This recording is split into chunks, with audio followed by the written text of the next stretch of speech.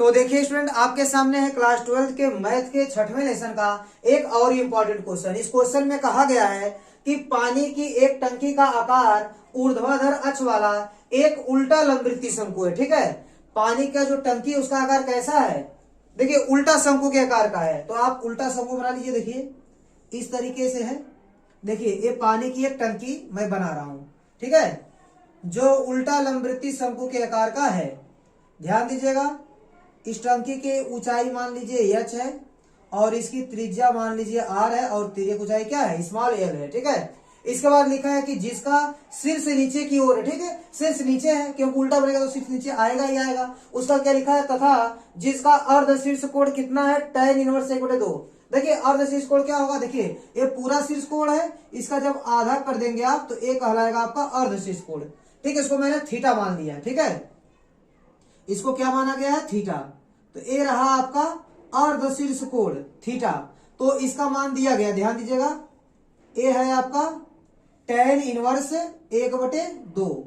किसका मान है, अर्ध शीर्ष कोण का मान, मतलब थीटा का मान। मैं अर्ध शीर्ष कोण को थीटा माना हूं, तो अर्ध शीर्ष कोण का मान कितना है, tan इनवर्स 1/2 के बराबर है। तो थीटा का मान tan इनवर्स 1/2 हो जाएगा। ठीक है, अब आगे ध्यान दीजिएगा, इसका क्या लिखा, टंकी में 5 घन मीटर प्रति घंटा की दर से पानी भरा जा रहा है। मतलब पानी भरने की दर क्या है, 5 घन मीटर प्रति घंटा। देखिए घन मीटर कीजिए, कह दीजिए इसको, या मीटर का क्यूब कर दीजिए। तो मीटर का क्यूब क्या होता है, ये आपका आयतन का मात्रक होता है। तो ऊपर आयतन है, नीचे क्या है, घंटा लिखा है, मतलब समय लिखा है।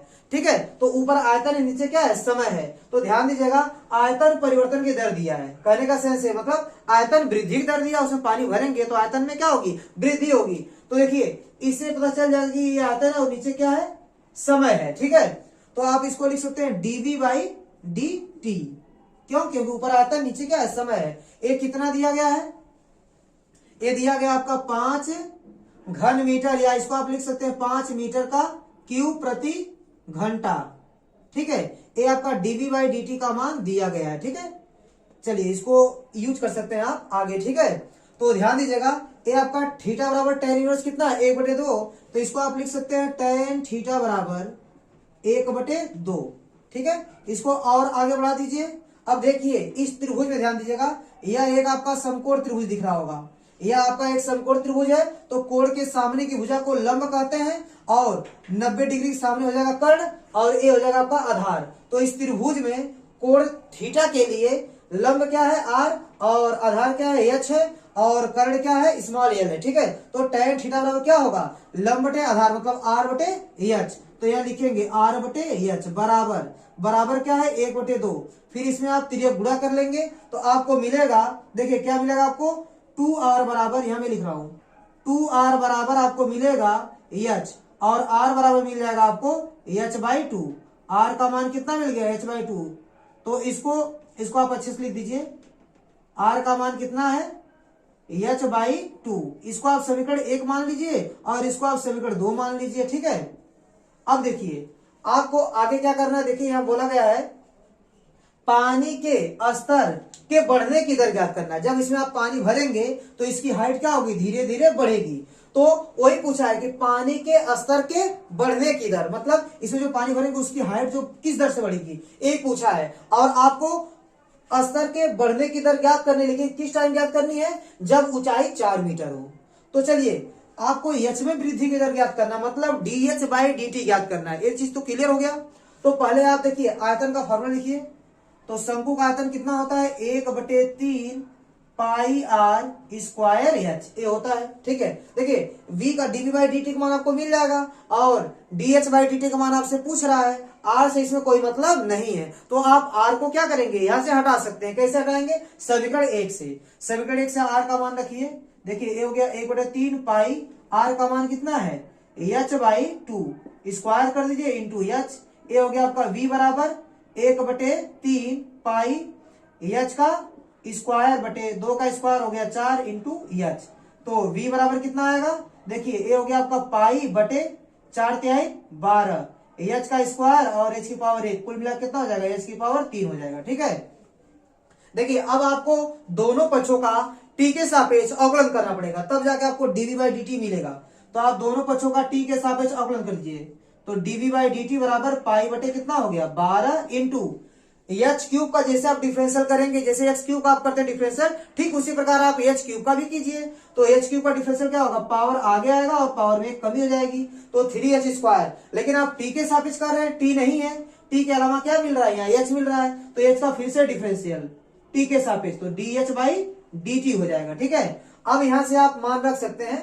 पहले एक काम कीजिए, D H by D T का मान आप निकालिए, देखिए कितना आता है। और एक काम आप कर सकते हैं, डीवी बाई डी टी का मान रख सकते हैं। तो देखिए आप डीवी बाई डी टी का मान रख सकते हैं 5, और बराबर क्या आएगा, देखिए 3 से कटेगा, 3 एकम 3, 3 चौक को 12, तो हो जाएगा पाई बटे 4 हो जाएगा, और एच का square into D H by D T.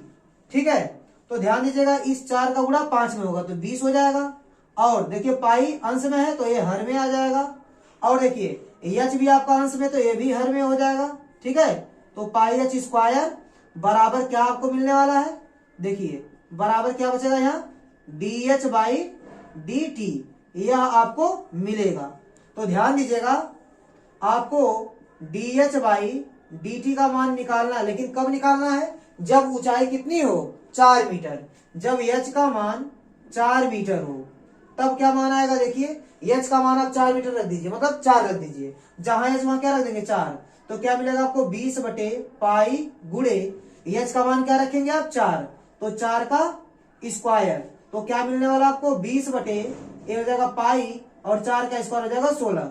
अब 4 से काटिए, 4 5 20 और 4 चौक को 16। देखिए स्टूडेंट आपका मान आ जाएगा 5 बटे 4 इंटू पाई, तो 4 पाई हो जाएगा, और ऊपर क्या है एच है, एच मतलब ऊंचाई, ऊंचाई का मात्रक क्या होगा, ऊंचाई एक तरीके से लंबाई है तो उसका मात्रक हो जाएगा मीटर, और बटे क्या है आपका समय है, समय का मात्रक घंटा, क्योंकि इसमें यूज हुआ है लंबाई के लिए क्या मीटर और समय के लिए घंटा यूज हुआ है। ठीक है, तो आप क्या करेंगे, एच का मात्रक लिखेंगे मीटर प्रति, समय का मात्रक क्या लिख देंगे घंटा।